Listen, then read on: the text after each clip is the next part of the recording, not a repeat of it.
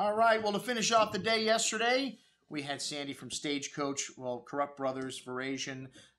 This is a brand that's just recently created, so they're kind of, finding their footing there with what they're doing with the labeling. I think they've kind of settled on Krupp Brothers on top of all of the wines. The Verasian label will no longer be on this Synchrony. It's just going to be on the Cabernet Sauvignon from Stagecoach, which is the brand that we've gotten the best response for.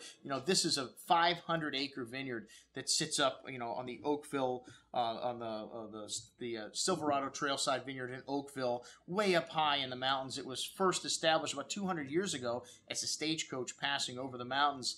And, Jan Krupp was one of the few people that was looking at this vineyard in the early 90s. Robert Mondavi, Jess Jackson was looking at it. They just decided it was just too difficult to get water up here. And I remember Jan's story about how they hired, these people, these geologists to look at it. And, they told them to dig here. They told them to dig there. They didn't find any water. And then they hired what's known as a water witch. This is, well, I guess it could be a man or a woman that, they go around the stick and they try to find the water. And, funny, she pointed right to the spot that one of their first guys said, the water's there. She said, just go down a couple hundred yards and you'll find it. And sure enough, they did. Jan and I met for the first time at Gary Danko's restaurant. I'll never forget, I was just in there, by myself at the bar having a little something to eat and having to overhear this guy talking about, I own a few vineyards up in Napa Valley. And, I of course, busted in. I had to, curiosity got the better of me. I had to say, oh, well, what vineyards are they? I own a wine store in Fort Lauderdale. And, he says, oh, it's Stagecoach. And I was like, Verasian? Are you kidding me? It's one of my favorite wines. He goes, well, what wine store? It's Wine Watch. He goes, are you kidding me? You're our best customer. So we knew each other, but we had never met. And that was the first time we got to meet. And we've done dinners with Jan, a couple of them since then. And a great guy and making some of the best wines for the money coming out of Napa. People that are buying this fruit from Jan, like Paul Hobbs, Cardinal Winery, they're charging double or triple what you'll pay from the owners of Stagecoach, Krupp Brothers, their Verasian Cabernet Sauvignon. All right, well, first up, we had Black Bart's Bride. Well, they do have a Black Bart label also, which kind of fits with that Stagecoach kind of theme with the Black Bart, stealing from the Stagecoach or whatever.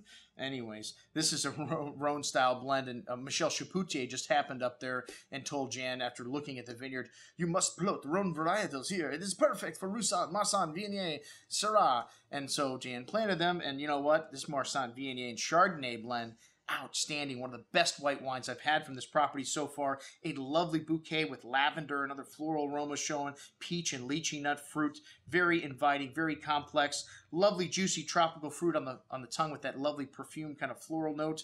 Nice balance of zesty finish with lots of mineral highlights. A most excellent bottle of Rhone blend, Rhone California Chardonnay blend, but really nice. And we get some special prices on these wines too. Guess what? More special deals coming our way. I just can't believe it.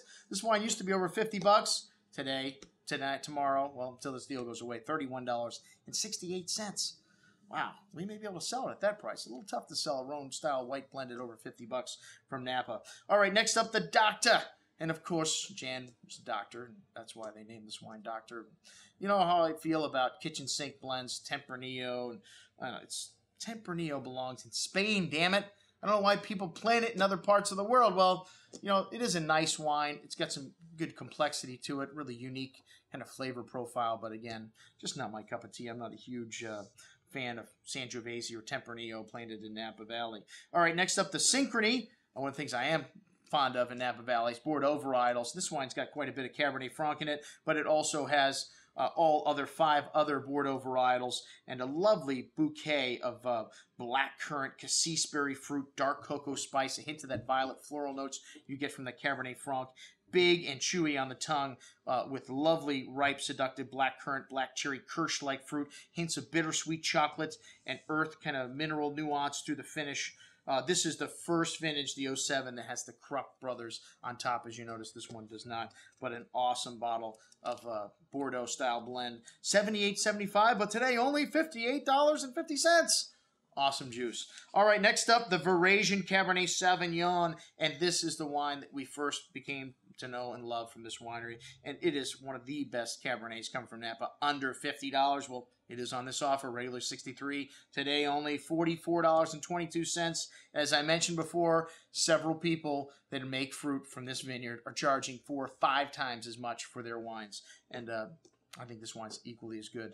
Anyways, pretty currant and cherry fruit on the nose with lovely toasty oak spice, fresh plowed earth, something you get from mountain fruit, that lovely minerality showing, some milk chocolate, very complex bouquet, big and chewy on the tongue, but still has nice freshness. You know, these wines still 14, 15% alcohol. They're not light in terms of alcohol, but very well balanced. All right, and last up from Krupp Brothers, the Syrah Black Bart Stagecoach Vineyard. This is a big, chewy Syrah, man. Lots of that black plum, blackberry jam, fruit on the nose, toasty oak, kind of like a burnt campfire wood kind of note, smoky really. Espresso, dark chocolate, and pretty floral nuance to this wine also. A little bit of Viognier co-fermented in there with that Syrah. Lovely plummy and jammy fruit on the tongue. Big, but still nicely balanced, and lovely freshness on the finish. Quite a bit of that oak and minerality showing through to the end. And that is what I had to drink yesterday, folks. I'm your host, Andrew Lampasoni, signing off for the Wine Watch, saying remember, always drink the good stuff first.